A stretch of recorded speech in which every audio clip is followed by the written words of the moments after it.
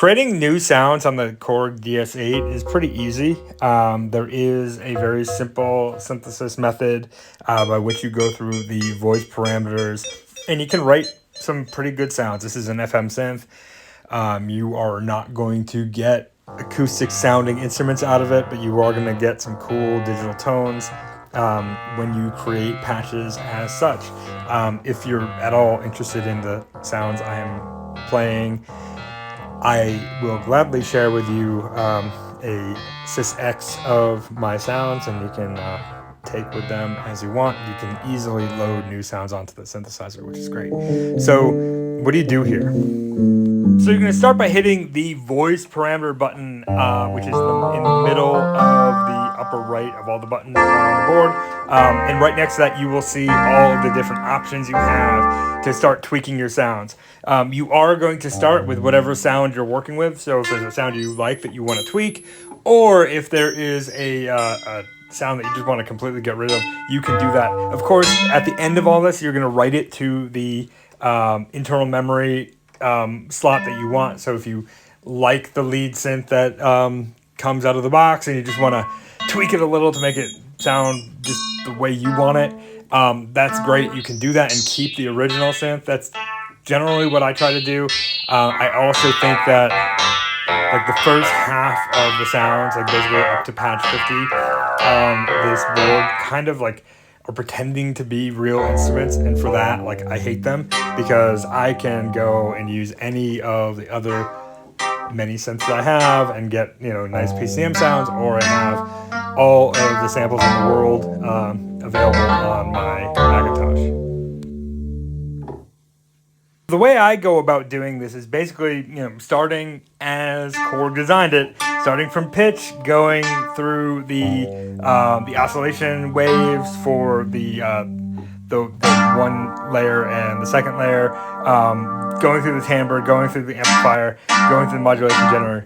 You don't have to do it that way. So you've got options 1 through 9 for really creating your sound and your envelope and everything that you want.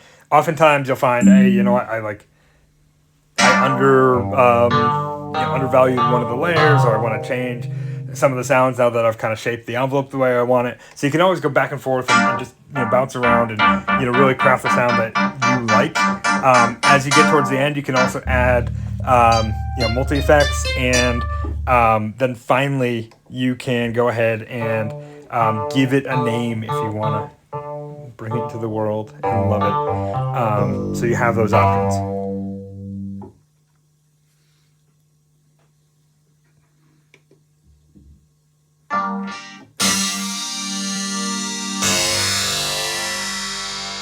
And as you see, you can use, as you go through the options for changing the voice, you can use the slider for the value to go through whatever the range is for that particular option.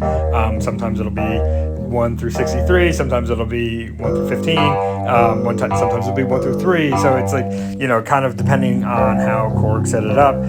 You can also use the cursor to go through the different parameters per section of the synthesis, so you're able to tweak around. You can use the buttons to increment up and down using the yes and no buttons if you want to do that. I find the sliders more better because it just lets you do things quicker, and if you haven't understood me yet, I like to do things quickly.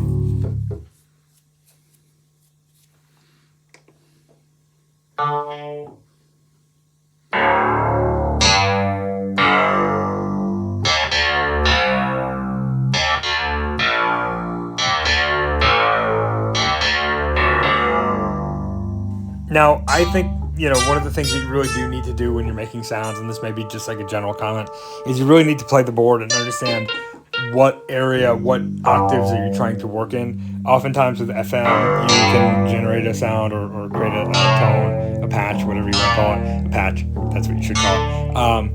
That is great on the bass and terrible on the upper octaves, or good in the middle and bad in both places. FM just seems to be sort of imperfect in that way, but I do So think please that do if like you're and subscribe. creating the Always sound fun with to a goal in have mind, conversation and looking to the bass, or looking to the lead, all or of the the comments, and and you're going to be able most to of kind them. of understand what So area happy you want to to play in, and if share you're with you building and this think while about you how are we can creating an learn actual about piece of these music, great which is synthesizers generally the way together. I go about it when I'm truly trying to make a sound, not just doing it for fun. I'll look for what's going to actually, fit in my mix the right way, and kind of craft accordingly. So a lot of times it'll be a lot of trial and error to get there.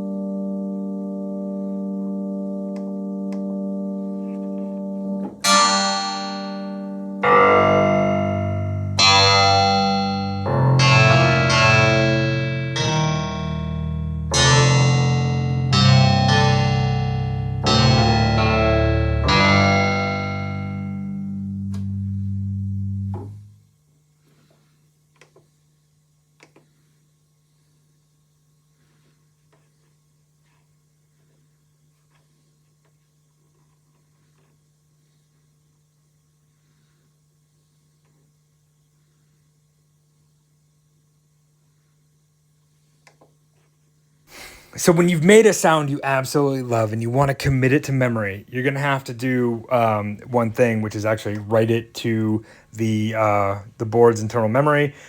Before you can do that, you're going to have to make sure that your memory protection is off. To do that, you're going to have to hit the function button, which is above the voice parameter that I'm hitting it. And you're going to go to option 4. There you will be able to turn the memory protection off. You could do this at any time, so this is not necessarily the last step. Then you can write it to one of the internal patches, and off you go. That sound is in your memory bank until your battery dies. So I hope you found this video somewhat enjoyable, somewhat interesting.